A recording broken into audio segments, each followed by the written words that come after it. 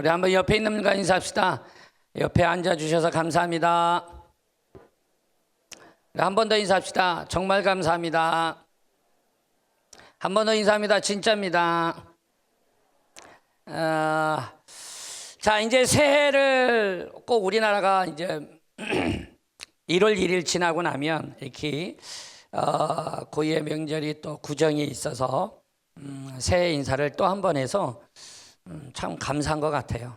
그래서 한번 인사할까요? 새해 복 많이 받으세요.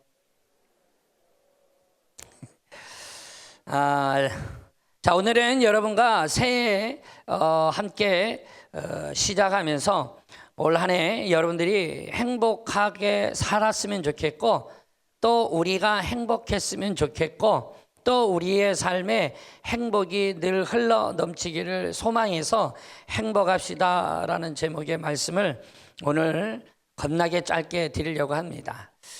정신 바짝 챙기시고 들어주시면 될 것 같아요. 작년에 2024년 이 설 명절을 앞두고 성인 3,000명에게 선물 추천에 대한 설문조사를 했어요. 그런데 평상시와는 다른 결과가 나왔습니다. 작년에 1위로 나온 것이 늘 부동의 1위를 차지했던 현금과 이 상품권이 2등으로 밀려나고 1등으로 올라온 게 뭐냐면 건강기능식품이 38.2%로 1위를 차지합니다.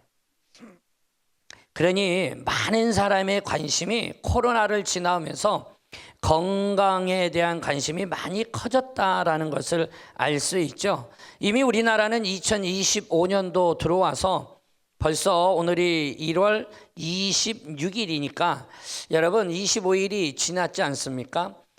우리나라는 이미 작년 후반 들어가면서부터 초고령 사회로 이미 진입한 나라입니다.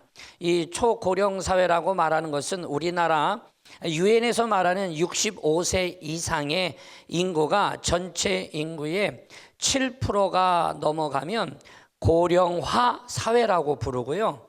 그것이 14%가 넘어가면 고령 사회라고 부릅니다. 그런데 우리나라는 20%가 넘어서 초고령 사회로 이렇게 진입이 돼 있는 상태죠.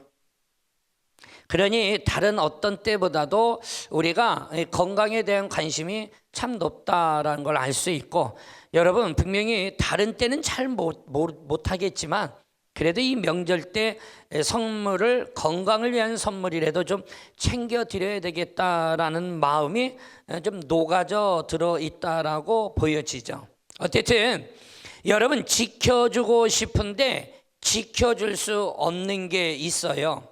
그리고 지키고는 싶은데 지켜지지 않는 것들도 있죠. 여러분이 살아가는 인생에 보면 이런 것들이 참 많다라는 걸 깨닫게 됩니다. 보세요. 지켜주고 싶어요. 그리고 지키고 싶어요. 그런데 그게 내 뜻대로 잘 안 되더라고요. 건강도 그래요. 여러분이 가지고 있는 물질도 그렇고요. 여러분이 갖고 있는 명예나 뭐 각종 인간관계도 그렇죠. 심지어 여러분 내가 지켜주고 싶은데 지킬 수 없는 거, 지키고 싶은데 지켜지지 않는 거, 몸무게도 있어요. 그래서 해마다 다이어트 한다고 난리를 치는 거예요. 여러분 인생을 살아보니까 내 뜻대로 다 되는 게 아니더라고요. 그래서 모든 사람에게 있어서 가장 지키기 힘든 것은 이런 여러 가지 뭐 건강, 돈, 명예, 인간관계 뭐 등등등등 많이 있지만 바로 마음이라는 거죠. 여러분이 크든 작든 각오하고 결단하는 이 약속을 다짐도 해보지만 정작 그 어떤 것도 우리의 마음을 끝까지 지키는 것이 참으로 어려운 거죠. 그러니 내가 신앙 안에 발을 담궜으면 내 인생의 끝자락까지 신앙 안에 마무리가 돼야 되는데 중간에 내리시고 또 중간에 다시 타시고 그러다가 또 내리시고, 그래서 신앙 안에 사는 것도 내 마음대로 잘 안 되더라고요. 사랑하는 여러분, 그래서 우리네 마음의 상처가 쉽게 잊혀지지 않고요. 그 마음은 오래도록 우리에게 남아서 나를 참 어렵게 할 때가 많죠. 신앙생활, 그래서 올해는 행복하게 하자 이거예요. 할렐루야. 웃으며 합시다. 할렐루야. 그리고 이 자리가 그 어떤 자리보다 축복의 자리가 되기를 소망합니다. 자, 그러면 엄마가 자녀에게 저녁상을 차려주었어요. 자녀가 식탁에 앉아서 엄마에게 이제 음식을 먹기 전에 말을 합니다. 감사합니다. 잘 먹겠습니다. 라고 얘기를 했어요. 어머니가 말을 하는 거예요. 그래 아들아, 많이 먹어라. 라고 얘기했어요. 똑같은 장면이에요.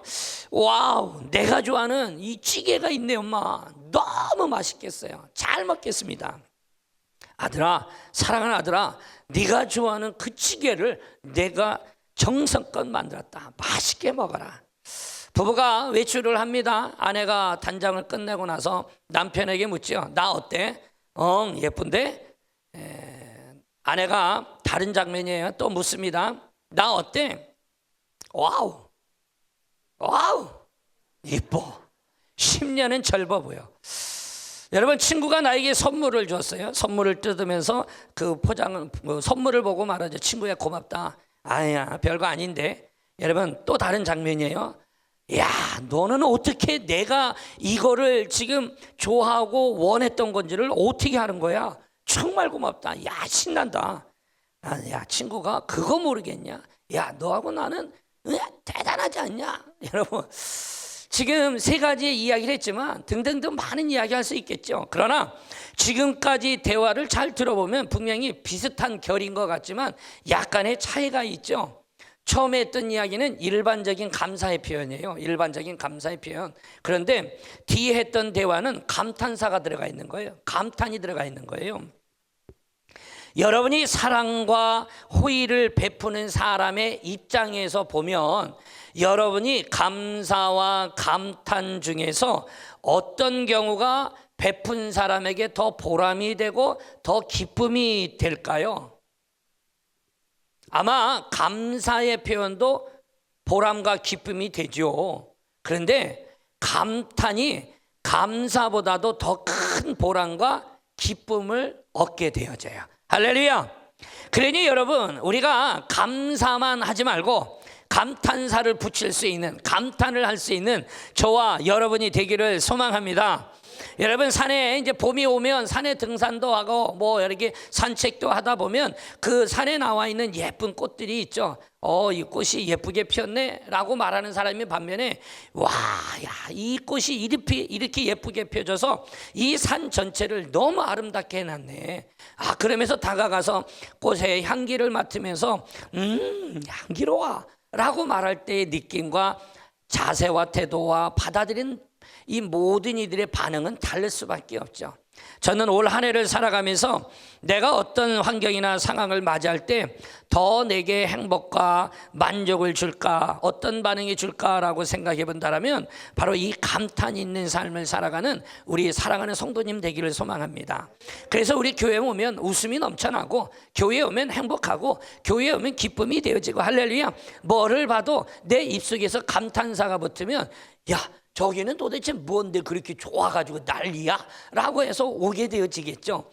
사랑하는 여러분, 사람들은 이런 상황들, 여러 가지 상황들이 생기면 크게 세 가지 유형으로 나타나요. 그 첫 번째는 별다른 감흥이나 생각이 없어요. 그냥 무덤덤히 받아들이는 거죠. 또 부류의 한 사람은 사랑과 간신과 그 호의를 받았을 때에 꼭 기억하고 빠뜨리지 않았다가 감사의 표현을 하지요. 그리고 세 번째에 있는 사람은 어떤 유형이냐면 감사나 이 칭찬을 뛰어넘는 거기에 감탄이 있는 인사를 하는 거죠. 사랑하는 여러분, 어떤 유형의 사람의 삶의 만족과 기쁨과 행복이 클까요? 질문인데 어떤 사람의 유형이 만족과 기쁨과 행복이 클까요? 감탄이 있는 유형의 사람인 거예요. 여러분, 매일매일 자신이 경험하고 있는 상황 속에서 우리가 긍정적인 감탄이 많을수록 만족과 기쁨과 행복이 커진다라는 사실을 꼭 기억합시다. 그러면 한번 생각해 보자고요. 내가 살아온 삶에 보니까 가만히 뒤돌아보니까 그러면 여러분과 저에게 이런 감탄의 표현을 안 하고 살았느냐? 한 번도 한 적이 없느냐? 절대 그렇지 않아요. 이 땅에 있는 모든 사람들은요, 다 감탄하며 표현하며 살았던 적이 다 있어요. 그럼 그게 언젠가 한번 따져보니까 시기적으로 어릴 때더라고요. 어릴 때. 왜요? 아직 세상을 몰라 얘가. 그리고 아직 경험이 부족해. 아직 내가 습득한 것들이 부족해. 그러다 보니까 어릴 적에는요, 감탄의 표현이 많았어요. 보세요. 아빠가 퇴근해서 올 때에 아들에게 장난감을 하나 사들고 왔어요. 아들은 어찌 보면 아빠보다는 장난감에 더 관심이 있겠죠. 들어오면 그 장난감을 받자마자 와, 내가 좋아하는 장난감이라고 밥 먹을 생각도 안 하고 막 그거 갖고 노느라고 팔짝팔짝 뛰고 아빠 감사하다고 고맙다라고 이야기하겠죠. 여러분, 아이가 학교 수업을 마치고 집으로 가야 되고 학원도 가야 되는데 그 교문 앞에 나왔는데 이 병아리를 파는 아저씨가 있어요. 보니까 그 상자 안에 이 병아리가 삐약삐약삐약거리고 있는데 너무 예쁜 거예요. 그 아이가 집에도 안 가고 학원도 안 가고 거기 쭈그리고 앉아가지고 예쁘다 귀엽다, 야 얘 봐 이러면서 아저씨 묻죠. 아저씨 이거 파는 거예요? 얼마예요? 여러분, 아이들이 가지고 있는 이 아이들에게 있어서의 순수함, 이 아이들에게 때가 묻지 않음이 이 감탄의 표현이 많다는 거죠. 아마 우리도 어렸을 적에 아마 이런 기억들이 분명히 있었을 거예요. 이제 많이 살았죠. 그래서 옛날의 기억이 가물가물한 거 보이는 거예요. 그런데 또 언제 우리가 감탄을 많이 했나 보니까 조금 성장해서 언제냐? 청년 때 연애할 때인 거예요. 연애하고 사랑할 때인 거예요. 조금만 이뻐도 조금만 멋있어도 서로 감탄을 표현을 아끼지 않죠. 정말 예쁘다는 거야. 와우, 오늘은 너밖에 안 보여. 대단하지 않아요? 야, 정말 멋져. 여러분, 이 조금 둘이 얘기하다가도 내가 부를 때는 별것도 아닌데 자기들끼리 까르르 웃으면서도 그러죠. 당신이 최고로 멋있다라는 거예요. 최고로. 그리고 개그맨보다도 더 웃기다라고 얘기를 해주죠. 그럼 진짜 자기가 개그맨이 된 줄 알아요. 근데 막상 들어보면 별거 아니거든요. 표현을 해줬더니 서로 행복하고 서로 뭐예요? 기쁨이 넘치는 거죠. 사랑하는 여러분, 우리들의 삶은 좀 어떻습니까? 이 어릴 적에 이 순수했던 마음을 가지고 작은 것에도 여전히 감탄하고 살고 계십니까? 연애 시절에 이 사랑하며 나눴던 이 아름답게만 보였던 이런 뜨거운 사랑이 여전히 내 안에 넘쳐나고 있습니까? 그렇다고 여러분이나 제가 어릴 적으로 다시 되돌아갈 수는 없잖아요. 또 우리가 늘 인생을 연애하면서만 살 수는 없잖아요. 그래서 오늘 여러분들에게 짧게 2가지만 갖고 온 거예요. 할렐루야. 벌써 3가지가 되면 얼굴이 찌그러들거든요. 근데 오늘 2가지로 행복해야 되니까 2가지. 여러분 보세요. 잃어버렸던 내 안에 이 감탄이 회복되어지는 거, 또 우리가 살아가면서 어떻게 기쁨과 행복을 누릴 수 있느냐라고 할 때 그 답의 첫 번째는 바로 충만해야 됩니다. 근데 뭘로 충만해야 된다고요? 하나님의 사랑으로 충만해야 되는 거예요. 할렐루야. 여러분, 성경에 나오는 믿음의 위인들 보세요. 그들이 감사뿐만이 아니라 감탄이 참 많았던 위인들이 참 많아요. 그중에 구약 성경의 대표적인 인물을 하나 들라면 다윗이 있습니다. 다윗이 이 감탄의 표현이 시편 18편이나 시편 23편에 참 두드러진데, 오늘 이 18편의 1절과 2절을 한번 보면 나의 힘이신 여호와여 내가 주를 사랑하나이다. 여호와는 나의 반석이시요 나의 요새시요 나를 건지시는 이시요 나의 하나님이시요 내가 그 안에 피할 나의 바위이시요 나의 방패시요 나의 구원의 뿌리시요 나의 산성이시로다. 아멘. 야, 이거 대단하지 않아요? 아니, 하나님에 대한 표현을 간단하게도 끝낼 수 있잖아요. 여호와여 내가 주를 사랑한다라고 말하면서 반석이시오라고 말해도 이미 많은 부분이 그 안에 담기는데, 반석이다, 요새다, 건지시는 분이다, 나의 바위고 나의 방패고 나의 구원의 뿌리며 나의 산성이다. 이야, 이게 그냥 감탄의 연발이 그냥 계속 흘러가고 있죠. 여러분 보세요. 다윗이 하나님을 향한 감사와 이 감탄이 이렇게 드러나고 나타나는데 어찌 하나님이 안 이뻐하겠어요? 여러분은 이런 감탄을 못 받아보셨군요. 하나님에 대한 감사와 감탄이 끊어지지 않게 이렇게 하나님께 드리는 이 다윗을 어찌 하나님이 안 사랑하겠냐고, 어찌 이를 이뻐하지 않겠느냐고요. 여러분, 그러면 뭔가 주고 싶어도 하나 더 주겠죠. 감사를 가득하게 담은 것 중에 하나가 또 뭐가 있냐면 찬양이에요. 다윗이 매번 감탄을 많이 한 게 아니라 어쩔 때 감사를 짧게 하고 감탄 대신에 넣은 게 있는데, 감사에 플러스가 되어져 있는 감탄이 담겨져 있는 찬양이라는 거예요. 여러분이 그래서 찬양대가 앞에 서가지고 찬양할 때요, 여러분들이 마음을 다해서 찬양하면 이미 하나님께 여러분의 감탄사가 들어있는 감탄의 표현인 거예요. 할렐루야. 하나님이 얼마나 기뻐하시겠어요. 우리가 드리고 있는 찬양을 통하여 하나님께 감탄의 표현을 할 수 있는 거. 다윗의 일생에 항상 하나님에 대한 감사가 끊어지지 않았고요, 그 감사를 넘어 다윗은 감탄이 넘쳤고요, 그 감탄을 다 하지 못했을 때는 오히려 찬양을 통하여서도 하나님께 고백을 했던 이가 다윗인 거죠. 심지어 다윗은요, 주변 이방 민족들과의 이 정복 전쟁을 이제 마무리해 가면서 그가 자기 나라가 어느덧 이제 반석 위에 세워지잖아요. 이스라엘이 다윗 때 제일 큰 영토를 가졌어요. 우리나라로 말하면 저 광개토 대왕처럼 제일 큰 영토를 가졌단 말이에요. 다 갖고 나고 이제 나라가 좀 반석 위에 든든히 서니까 다윗의 눈에 확 들어온 게 하나 있었는데, 아니 내가 사는 집은 궁이 너무 좋은 거예요. 그런데 하나님이 사시고 계시는 집이 텐트인 거예요. 그의 마음에 안타까운 거죠. 그 마음에 하나님의 성전을 지어 들어야겠다는 마음이 아주 간절하게 들어오죠. 그리고 우리가 아는 것처럼 다윗이 지으려고 했지만 하나님이 다윗 말고 누구에게? 그의 아들에게 성전을 짓도록 하라가죠. 여러분, 다윗은 자기가 져야 되는데 아들이 짓게 했다고 해서 삐지거나 이러고 돌아선 분이 아니었어요. 다윗은 오히려 감사했어요. 하나님이 내가 이야기하고 있는 하나님의 성전을 짓겠다라고 했을 때 그걸 거절할 수도 있는데, 하나님이 거절하냐고 아들이 그것을 지을 수 있도록 아들에게 허락해 준 것만으로도 감사하죠. 여러분, 다윗은요, 그래서 하나님의 그 허락하신 은혜에 감사해서 자신이 평생 모았던 재산을 하나님의 전을 짓는 건축 예물로 그가 드리게 되어지죠. 역대상 29장 11절부터 13절을 볼까요? 여호와여, 위대하심과 권능과 영광과 승리와 위엄이 다 주께 속하여 싸우니 천지에 있는 것이 다 주의 것이로소이다.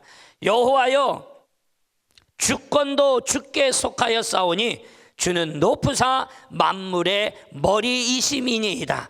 보아, 귀가 주께로 말미암고 또 주는 만물의 주제가 되사 손에 권세와 능력이 있사오니 모든 사람을 크게 하심과 강하게 하심과 주의 손이 있나이다. 우리 하나님이여, 이제 우리가 주께 감사하오며 주의 영화로운 이름을 찬양하나이다. 아멘. 여러분, 다윗은요, 매번 하나님을 향한 감탄의 고백들이 뿜어져 나오죠. 우리가 올 한 해 정말 행복하고 하나님이 기뻐하는 삶을 살길 원한다면 우리의 삶에 이 감사를 뛰어넘는 감탄이 있는 말들을 해나갈 수 있는 저와 여러분들이 꼭 되어지기를 소망합니다. 성경에 구약에 다윗이 있다라면 신약에도 있어야 되겠죠. 신약에도요, 예수님의 제자들 보면 많이 그들이 이 감탄에 표현했던 걸 알 수 있어요. 특히 대표적으로 사도 바울이나 또는 사도 베드로나 사도 요한을 볼 수 있는데, 여러분, 이들이 하나님과 예수님에 대한 이 감사와 감탄을 많이 했지만 그들이 쓴 서신서를 통해서 보면 하나님과 예수님에 대한 감탄만 있는 게 아니었어요. 성도들을 향하여서도 감탄이 있었어요. 할렐루야. 그러니 여러분, 우리가 믿음 안에 살아가는 한 형제요 자매라면 우리가 옆에 있는 믿음의 식구들에게, 가족들에게 우리 또한 감탄의 표현이 있어야 돼요. 할렐루야. 그런데도 불구하고 우리는 그렇게 그것이 중요하다고 생각을 안 하고 살죠. 서신서를 통해서 이 제자들은 멀리 떨어져 있는 성도들에게 하나님의 말씀으로 겉면으로 그들에게 중요한 교훈의 말씀을 하거나 그들을 칭찬하거나 라고 할 적마다 그들이 공통적으로 쓴 말이 있어요.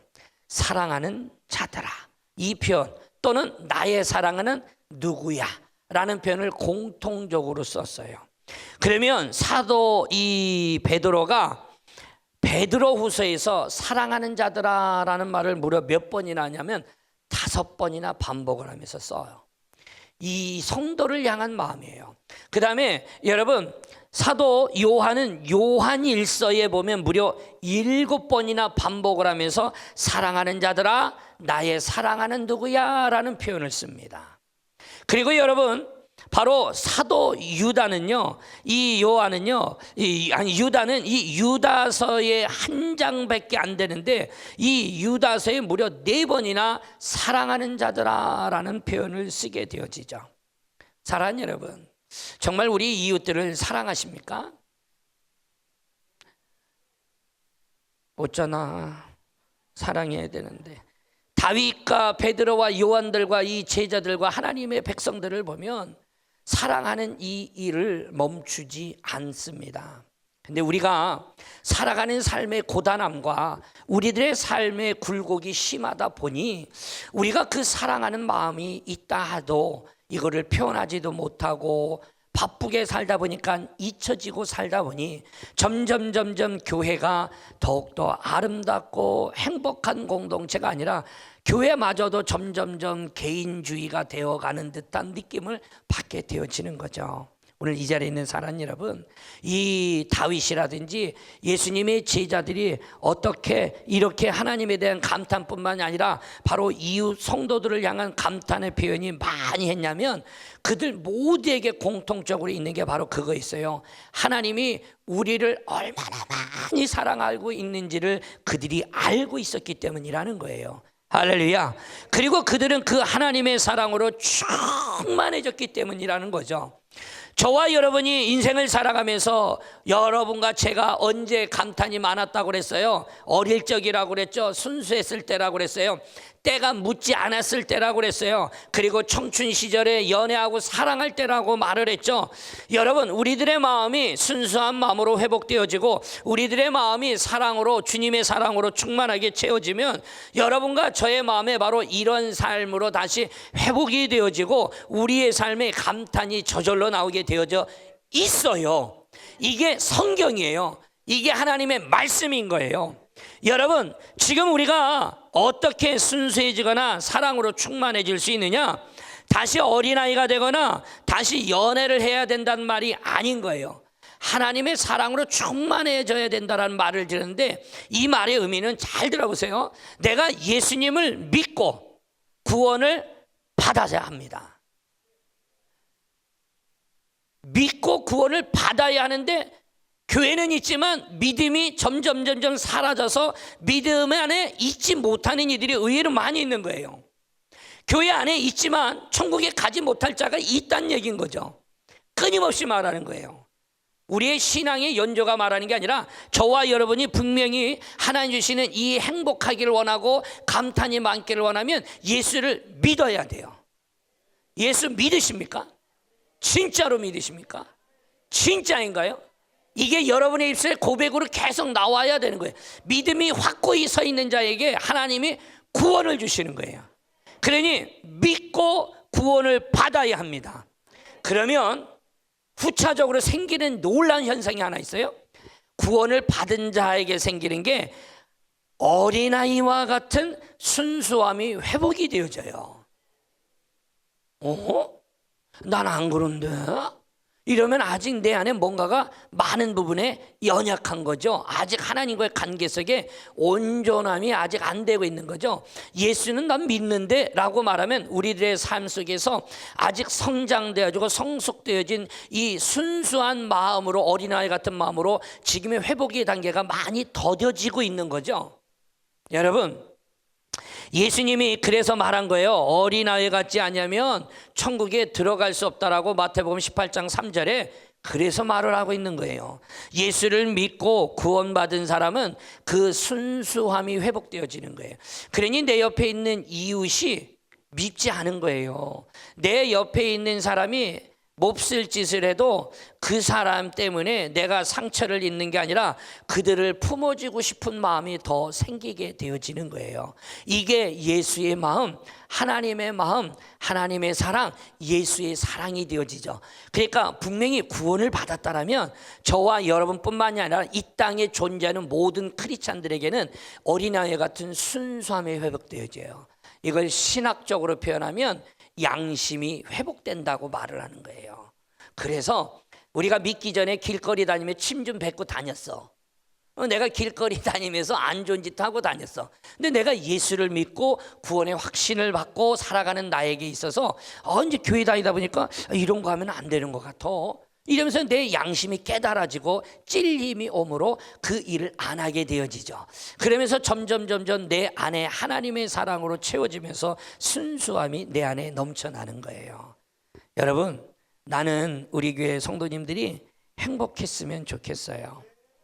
신앙생활 행복하게 하고 가도 짧아. 여러분들, 우리 어르신들 보세요. 야, 세월이 벌써 이렇게 갔어? 라고 말씀하잖아요. 주님만 사랑하며 살기도 솔직히 짧아. 안 짧은가 보다. 짧아. 교회에서 싸울 기력이 없어. 와서 웃어야지. 할렐루야. 교회 오면 행복해야죠. 교회 오면 막 기쁨이 있어야죠. 교회 와서 밥을 먹어도 그냥 소화가 너무 잘 되고, 할렐루야. 먹으면서 꾹 그냥 넣지 말고 그냥 기쁨으로, 할렐루야. 여러분, 그렇게 살기도 솔직히 인생이 길지 않다고 그러잖아요. 오늘 우리가 하나님의 사랑으로 충만해지기를 소망합니다. 이 다윗과 제자들처럼 하나님의 사랑을 깨닫고 하나님의 사랑으로 충만해져야 하는데, 그래서 사도 요한이 요한일서 4장에 이 성도들에게 뭐라고 말했냐면 서로 사랑하라라는 말을 권면을 했어요. 서로 사랑하라. 여러분, 그런데 이 사도 요한이 이 교훈을, 이 권면을 하기 전에 항상 수없이 반복되어지고 있는 진리의 말씀이 있는데, 그게 뭐냐면 하나님이 사랑이시다라는 얘기를 해줘요. 서로 사랑하라라는 말 이전에 꼭 얘기를 해요. 하나님은 사랑이시다라는 거죠. 하나님이 우리를 먼저 뭐 했다? 사랑하셨다는 얘기를 하고 있어요. 하나님이 자기 아들을 주시기까지 우리를 사랑해 주셨다라는 이 진리의 말씀이 이 사도 요한을 통해서 우리에게 계속 나누어지면서 하는 말이 서로 사랑하라는 말을 그래 뒤에 붙여주고 있는 거죠.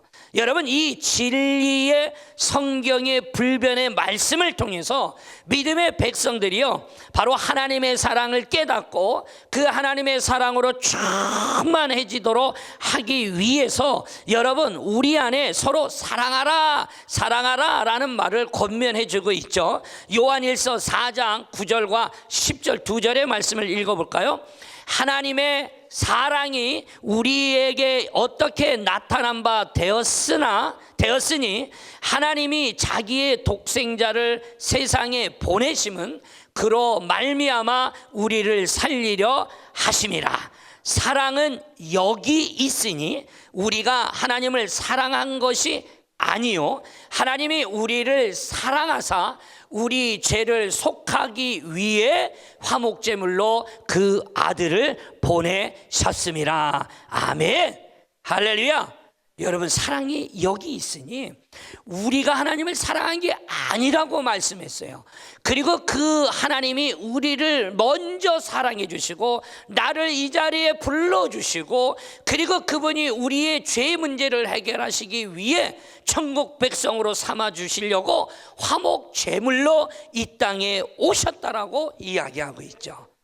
여러분, 우리가 삶에서 감탄을 많이 하면 더 행복해지는 거예요.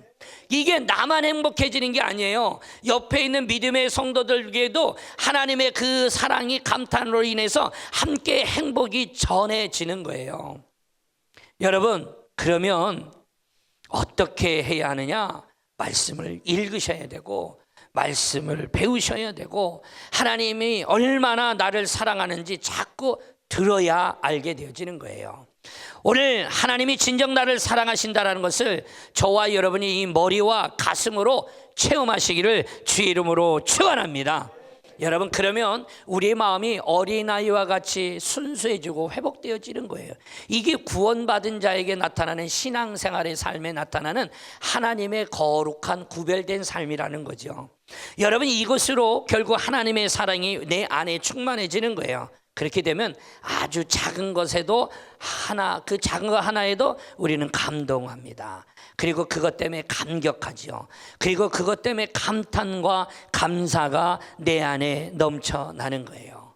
여러분, 이런 것이 행복이에요. 이런 것이 우리에게 있는 이 행복이 옆 사람에게도 나눠지고 결국은 이 행복이 하나가 되어졌을 때에 하나님이 기뻐하시는 거죠. 이게 뭐예요? 교회, 천국의 삶이 되어지는 거예요. 오늘도 교회에 오셨습니까? 여러분, 천국을 누리고 가야죠. 할렐루야. 그죠? 옆에 있는 분들과 인사합시다. 오늘 천국을 누리다 갑시다. 천국을 누리다 갑시다. 천국을 누리다 갑시다. 오늘 실컷 주무시다 가지 마시고 천국을 누리다 갑시다 이거예요. 여러분, 잃어버린 삶에 여러분의 감탄이 회복되기를 소망합니다.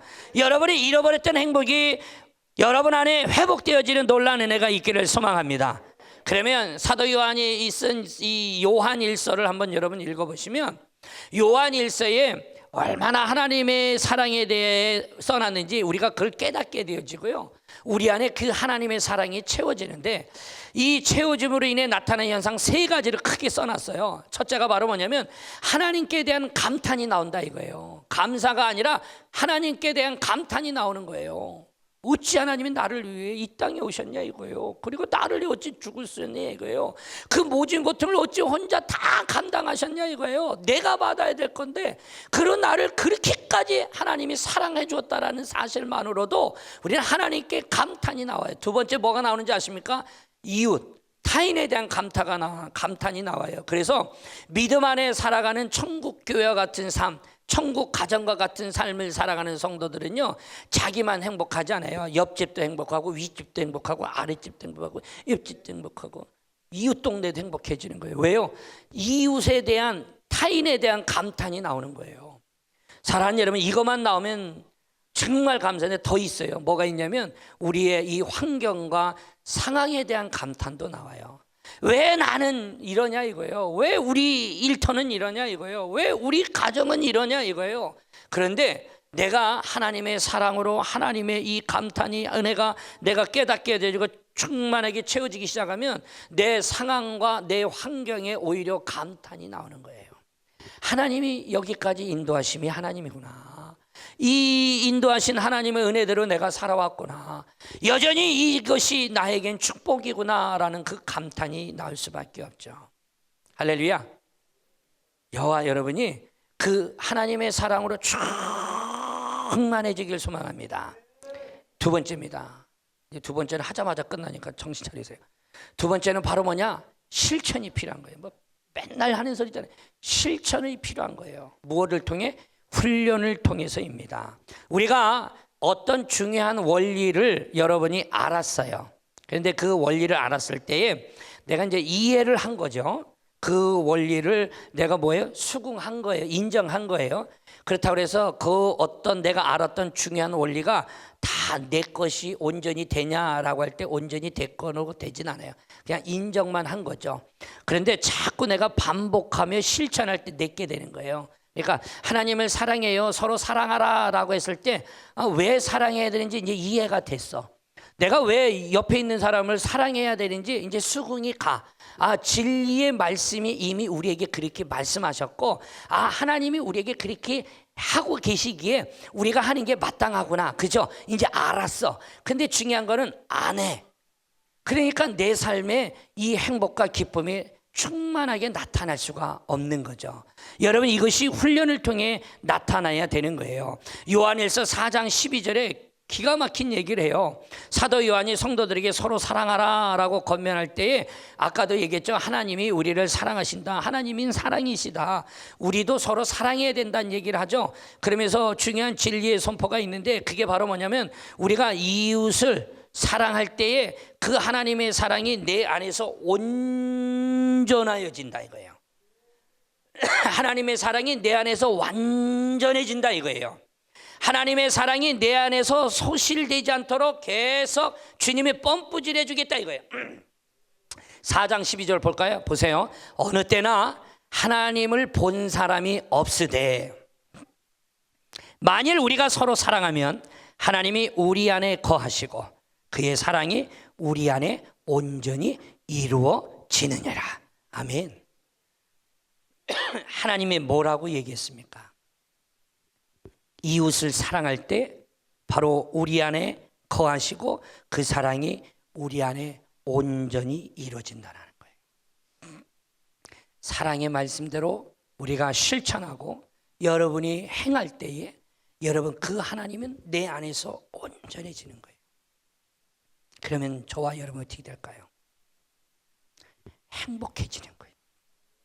기쁨이 넘치는 거예요. 아니, 상황은 아니야, 환경은 아닌데도 감탄이 나올 수밖에 없고 기쁠 수밖에 없는 거예요. 여러분, 우리가 사랑하는 실천 중에 뭐 여러 가지 얘기들이 있지만 그런 말 하잖아요. 상대방한테 괜찮아 괜찮아 말만 잘해도 된다고요. 괜찮아 괜찮아, 거기다 대고 같이 맞짱 뜨고 싸우지 말고 괜찮아 괜찮아, 또는 그랬구나 그랬구나. 상대방이 내게 찾아와가지고 항변을 하고 뭘 이야기하고 뭘 주장을 하고 뭐 뭔가 반박을 하고 변명을 하거나 뭔가 이야기할 때 그거를 듣기 싫은 척 듣지 말고 그 이야기를 경청하시고 그분의 이야기를 내가 수용한다는 의미로 그랬구나 그랬구나 말만 해도 여러분 싸울 일은 없겠죠. 그러다 보면 저와 여러분의 안에 하나님의 이 사랑에 대한 풍성함이 오히려 이제 그를 더 품어줄 수 있는 그릇으로 우리가 자라겠죠. 그래서 상대방을 격려해 주세요. 상대방을 수용해 주세요. 상대방을 치유해 주시고 그 상대방을 사랑해 주세요. 이 관계가 회복되어질 때 올 한 해 우리는 행복한 삶을 살아갈 수 있습니다. 할렐루야. 우리 한번 옆에 있는 분들과 인사합시다. 와우, 대단합니다. 아우, 닭살.